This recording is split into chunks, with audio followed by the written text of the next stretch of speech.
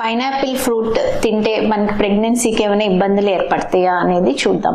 So పైనాపిల్లో బ్రొమెలిన్ అనే ఒక compound ఉంటుంది. దీని వల్ల మనకి ఏంటంటే గర్భసంచి ముఖద్వారం సర్విక్స్ సాఫ్టెన్ అయిపోతుంది. సో సాఫ్ట్ గా ఉన్న సర్విక్స్ గర్భసంచిలో ఉండే బేబీ బరువుకి ఓపెన్ అయిపోతే తొందరగా ప్రెగ్నెన్సీస్ వచ్చే ఛాన్సెస్ ఉంటాయి. ఇది ఒక అపోహలాగా మనకి వింటూ ఉంటాం. సో అక్కడ వాస్తవంగా ఏంటంటే ఆ బ్రొమోలిన్ కాన్సన్ట్రేషన్ మనకి సర్విక్స్ సాఫ్ట్ అయ్యే అంత కాన్సన్ట్రేషన్ మన బాడీలో రావాలంటే మనం రోజుకి మినిమం 2 పెద్ద పైనాపిల్స్ తింటేనే ఆ కాన్సన్ట్రేషన్స్ వస్తాయి. 1 or 2 or half piece of pineapple తీసుకున్నప్పుడు మనకి దానివల్ల వచ్చే ఎఫెక్ట్స్ అనేవి చాలా తక్కువ.